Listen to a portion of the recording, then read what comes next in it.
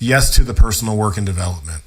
Do you have a greater vision? If you were to circle up Trump and Tate and Elon and other powerful men, do you think this type of relational work could actually be beneficial broadly and impart any real change into this world?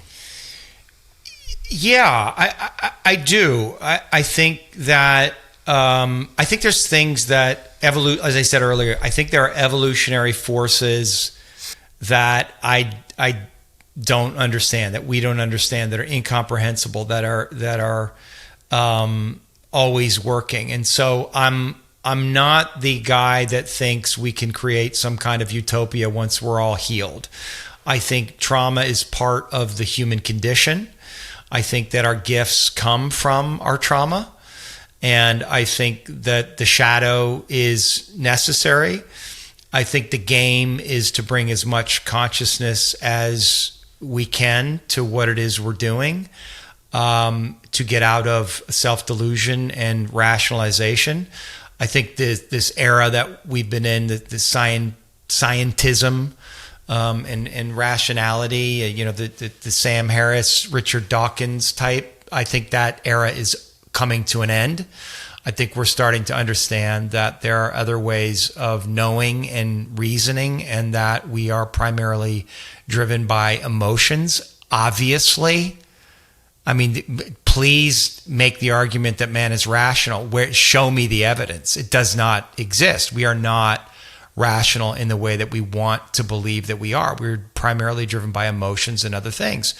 And so once we come into acceptance of that and of our humanity, and then really, I think what's happening also is, and it's happening for me, is you have to come back to God. You will worship something. You will worship yourself. You will worship money. You will worship fame, success, women, sex, or God. But you're gonna something you are worshiping. And so I know for me, when I worshiped a false god, I got into a lot of trouble. I was literally living in hell. I didn't know it until I bottomed out. But now I really understand that if I don't have, my focus on the great mystery, on that force of intelligence, however you want to think about it, Tunkashila, if I'm not surrendered to that, if I'm not obeying that, you could even say it's your higher self. When I say to people, you have to obey God, they don't like that. They're triggered, the word obey. And it's like, okay, well, would you obey the voice of your highest self?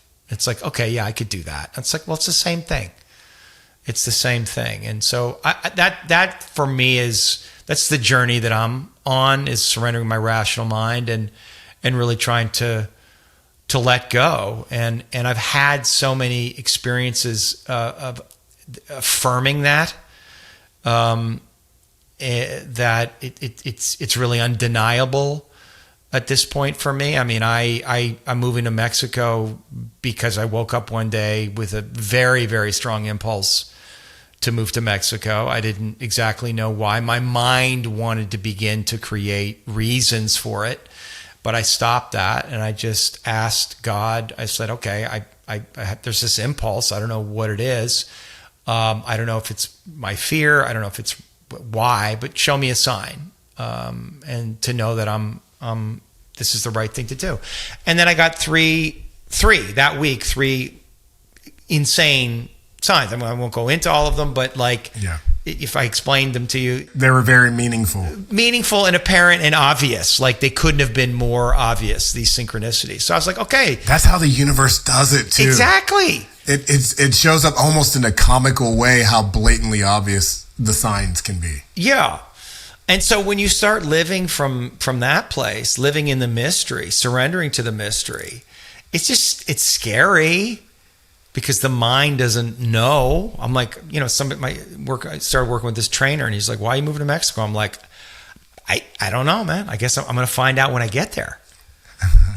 And that's the truth of it, right? Yeah. It really is the truth of it. And so I'm trying to really live my life from that place. I don't do it perfectly. I my control center is pretty active. But I know the more and more I surrender, the better my life goes. Yeah, God brought you to Austin. You found your partner, and now feeling the call. And earlier you said the vehicle. There are many vehicles, there are many paths we can take, but ultimately there is one destination, and that is God. It is the primary relationship to self and to source and to our own inner spark. I think that tending to that relationship, the acknowledgement of that relationship is hugely important. And then to acknowledge that every single other being on this planet has the same connection and the same divine spark. That's right. Yeah. Yeah, and everybody's playing their role. Because I love to choose sides. And I have chosen sides, especially when I was being attacked for my politics. And I spent a lot of time making other people bad and wrong and stupid. I spent a lot of time talking about how stupid other people were. And most it makes you feel better, it does make me. It makes me. I feel good right now just saying that.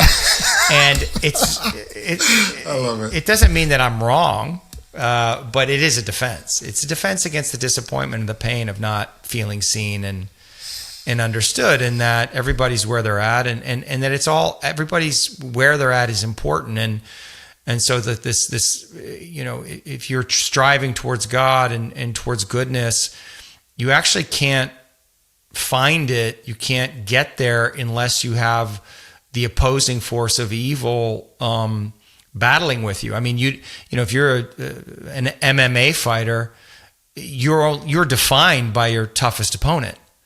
Muhammad Ali is defined by Joe Frazier. Like you need that opponent who takes you to your edge, who forces you to dig down deeper and find that part of yourself. And so we need the bad. And from Joe Frazier's perspective, he is not the villain. No. Joe Frazier's whole experience was one of him facing the greatest opponent as well. That's right.